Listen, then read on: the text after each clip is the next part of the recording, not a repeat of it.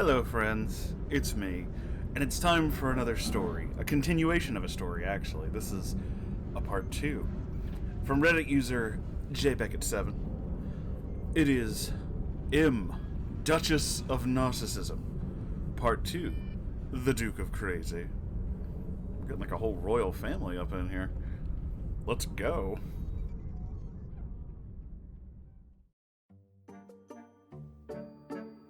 Huzzah! We meet again, my dear friends. Let me start off by thanking all of you for your love and advice with this person.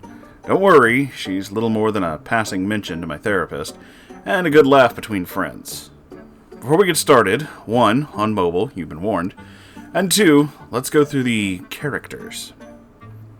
J, myself, your devilishly handsome yet humble narrator. M, our favorite Warhammer 40k orc, aka her royal bitchness. T, close friend, lesbian, important to the story. B, M's former roommate, others will be named, but aren't really as important as this collection. These stories aren't mine, but I have been granted permission to share them with you all. Buckle up, it's gonna get ugly. I'm not sure when exactly the madness with M began, but I know recorded history starts when she and B were living together. According to B, M had scratched her on the neck during an argument. What the fuck? On another occasion, she cornered B because she wanted to go with B and her friends to some big event that she was not invited to. One time, B and her friends were going to a baseball game. M wasn't invited, so what did M do? She got on top of B on the bed and would not get off until she caved. That's creepy. B pushed her off, and M proceeded to scratch her. I swear someone needs to declaw her. M also decided it was a good idea to get in B's face and get verbally abusive. I wasn't told what M said, but given how she screamed at me, I'm sure that we can use our imaginations. B said there's a lot more, but she'd rather not remember it. I completely understand. In typical Legbeard fashion, M apparently never cleaned up her side of the apartment, and never paid her part of the rent. We assume she had her mother do that. In late 2017, M left to go live with T. After the big falling out between M and myself, M went from crazy to crazy gross. Keep in mind she's living with T and T's parents, and sleeping in T's room, bunk bed.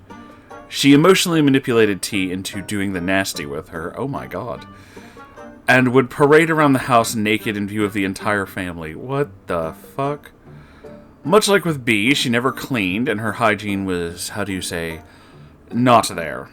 Unshaven, rarely showered, never used deodorant, rarely washed her clothes, etc. Her excuse? I'm Greek, this is just how we are. Yeah, I fucking doubt that. One night, T was trying to sleep, and she could feel the bunk bed moving. She looked over the side and could see M's legs and told her to knock off whatever she was doing. The moving stopped for a few seconds and then started again. Slowly and quietly, T peered over the edge of the bed and caught M, handling herself, shall we say. Needless to say, T was horrified. T and M went to a party one night, and they met up with O, someone I'd grown up with, but we low-key didn't like each other. O was 16 at the time, M was 21. They struck up a conversation, talking shit about me. O later informed me of this, as he realized how crazy M is. Their shit-talking turned into them flirting. T put an end to that quickly, or so she thought. She caught M sending texts to O that would make Chris Hansen spring into action. Oh, how lovely. Wonderful. In January of 2018, T and M went to stay with T's sister for a while. T's sister had a son, G, who was roughly 13 at the time. Again, M is 21. Tell me why M thought it would be a good idea to try and flirt with G and call him such things as hot. I threw up a little in my mouth with that one. And I'm also getting the rage. You guys getting the rage? I'm getting it. G one night was passing by the room M was in. She was, as G put it, standing on the bed like a poorly rendered NPC. Her head came with about a half inch of the ceiling. G told her to jump. Wouldn't it surprise you if she did? Thunk and ow! I then sat there and cried for a good 5 minutes while G ran off and laughed hysterically. Why would she do that? Eventually, T and M went back to T's house. T, however, had to leave for 2 weeks and go house sit. When she came back, her mother informed her that M had been sleeping, and possibly more, in T's bed. That was the final nail in the coffin. T stormed into where M was and told her she had to leave. M was caught off guard and decided to check herself into a mental hospital. She claimed she was going to commit alivant. Thank you for putting that in YouTube-friendly terms. She was in there for a week, and her mother got her an apartment. This is close to when I come back into the picture. I soon noticed how dirty the apartment was, and she complained about the smell. Could it be the mountain of dirty dishes, the piles of garbage, the stack of Little Caesars pizza boxes on the chair? According to a man we'll call S, she had a party once at her apartment. Apparently the apartment was clean, but had an odor. He claimed there wasn't a trash bin in sight. He asked where he should put his trash, and M told him, look under the sink for a trash bag. He found it, and every scrap of trash there was in the apartment. Oh yes, my guys, gals, and pals of the jury. She pulled a toddler and shoved all her trash under the sink and then called it clean. Classy. Now we arrived to June of 2021. My friend L had messaged me saying that M was annoying her, apparently, out of absolutely nowhere. M messaged L and proceeded to rant about Meghan Markle, how the prince shouldn't have married her because, quote, she's not classy. L was curious about what that meant and pressed M for details. Apparently, it didn't really have anything to do with wealth or status, but race. M's big issue with the princess is that she's half black or whatever, because that makes sense. I've also been getting a lot of my exes telling me that she's been stalking them on social media recently. Oh, how classy. My friends and I believe that she was most likely born a narcissist, treated people poorly, and never faced consequences for it, thus resulting in the monster we have come to know. Clearly M needs help, but many of us have tried, and she thinks she's fine, no problem, just perfect. Getting her in front of a professional would be a waste of time. She wouldn't open up or be truthful. So as Moonhorse advised, we're all staying away. Observe, but don't interact, as they say. Thank you all once again for your support with this, and for all of your advice. Until next time.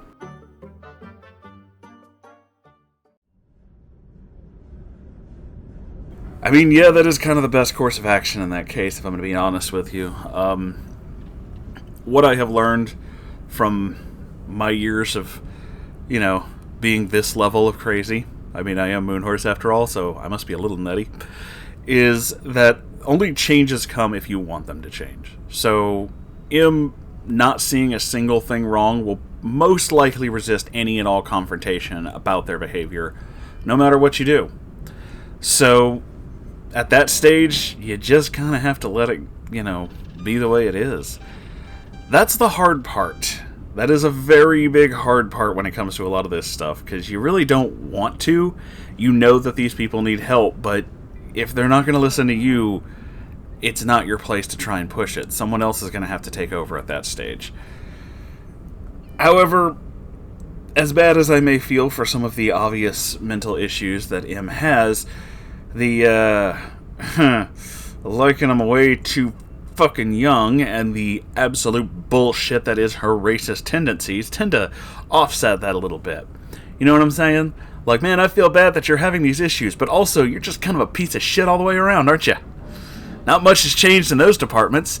Maybe you should see therapy for that. Either way, that's pretty fucking horrible.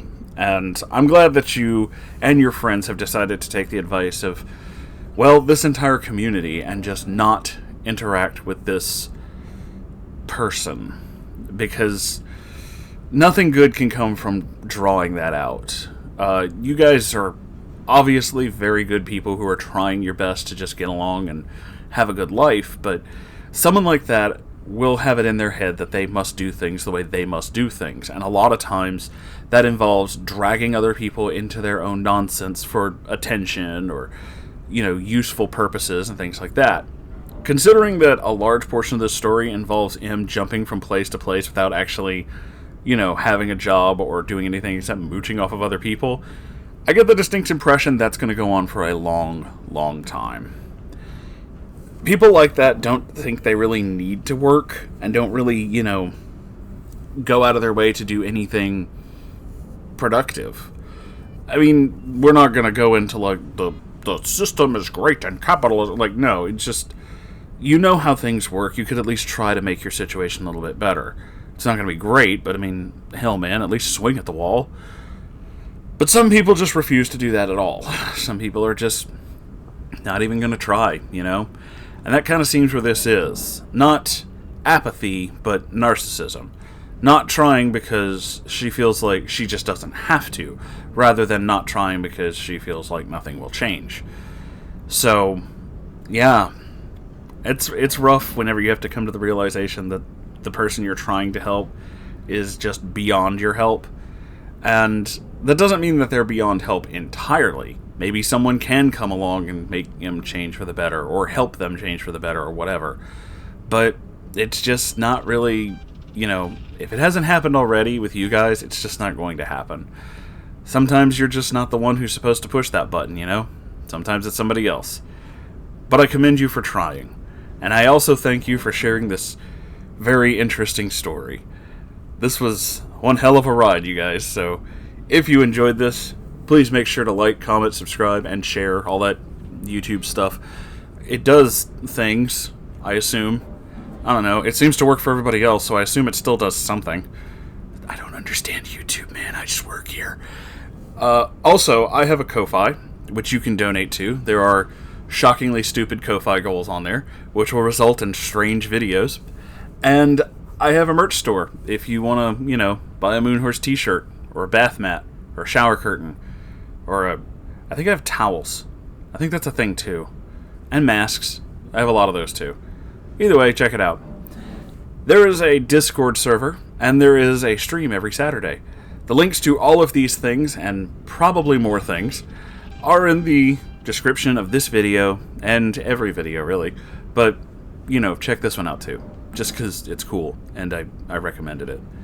I mean, I probably did that in other videos, too, but, like, this is the new one, so it's cool. It's not going to be new later, but you understand, time. Time is a thing. Anyway, I'm going to stop talking before I talk myself in circles.